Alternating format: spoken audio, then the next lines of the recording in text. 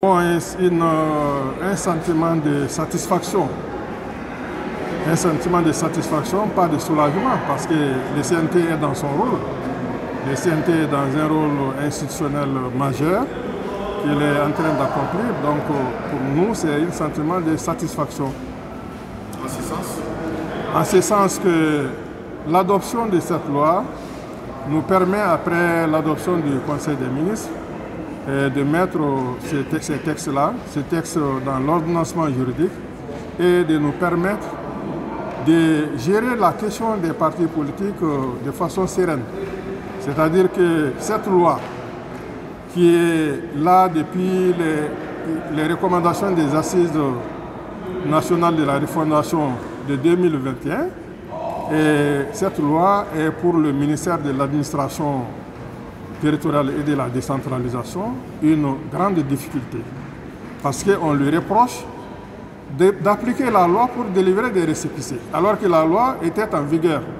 Et comme vous le savez, il y a une loi dans notre pays, 98-12, du 19 janvier 1998, régissant les relations entre l'administration et les usagers des services publics, qui exige que toutes les fois que l'administration est saisie, elle doit agir dans un délai de 30 jours.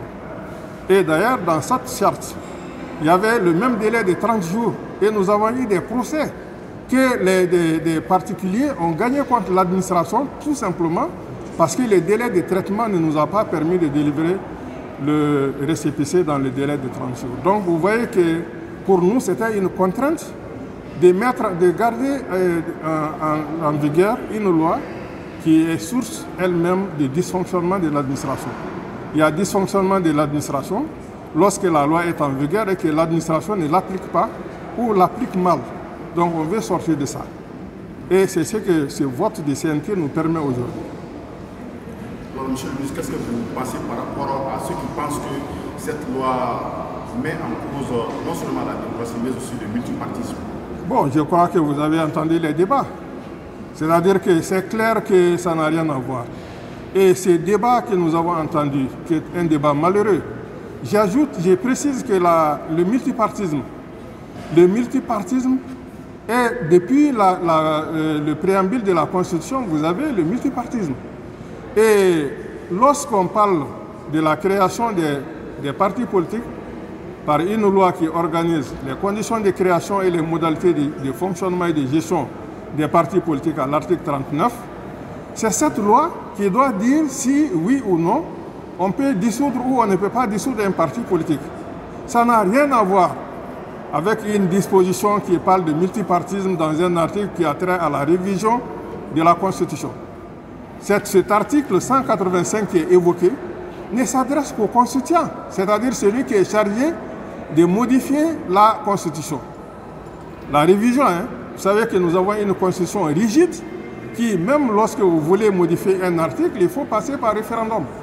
Donc, d'abord, l'article 185 s'adresse aux constituants. Lorsque vous voulez modifier un article de la Constitution, il faut savoir que le multipartisme, tout comme la durée du mandat du président, tout comme, comment on appelle, la laïcité, ne peuvent être touchés. Donc cet article-là n'a rien à voir avec est-ce qu'on peut ou on ne peut pas dissoudre les partis. Ça relève de la loi qui organise les partis et cette loi est prévue à l'article 39 de la Constitution. Et d'ailleurs, la charte qui vient d'être abrogée décrit totalement les procédures par lesquelles on peut abroger, on peut supprimer, on peut dissoudre un parti. Et il y a la dissolution d'abord statutaire, qui est prévu au chapitre de la dissolution, de la dévolution et de l'ensemble des dispositions qui concernent cet aspect, aux articles 53 à 57 de la charte qui vient d'être abrogée. Il y a également la dissolution judiciaire ou la dissolution de l'administration publique. Donc, il y a la dissolution de l'autorité publique et également la dissolution statutaire. Donc les partis eux-mêmes avaient le droit de dissoudre leur parti. Donc c'est faux débat qu'on colle à la démocratie, au multipartisme. Franchement, quand on entend ça des juristes, Moi, c'est très regrettable. Ça n'a rien à voir, ni avec la démocratie, ni avec le multipartisme. Voilà. Et la suite, pour terminer, la suite. Bon, la suite, nous sommes dans un processus, comme je l'ai dit, devant le CNT. Et vous savez qu'il a été demandé depuis 2021 de réduire le nombre de partis politiques, de mettre fin au nomadisme politique. Et vous savez, déjà, c'est la rédaction de la Constitution procède de la mise en œuvre d'une des recommandations des Assises nationales de la refondation. Et d'ailleurs, dans cette Constitution, à l'article 106 déjà, on a mis fin au nomadisme politique en ce qui concerne les élus nationaux. Mais la Constitution ne pouvait pas simplement traiter de la question des élus locaux. Et c'est dans la charte des partis qu'on devrait régler cette question-là. Et malheureusement, on a pris beaucoup de temps sans porter un projet devant le comité qui a été mis en place par le président. Et chacun sait les conditions dans lesquelles cela est arrivé.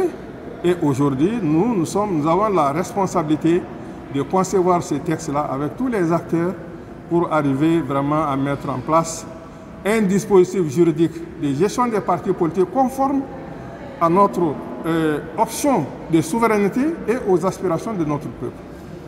Merci.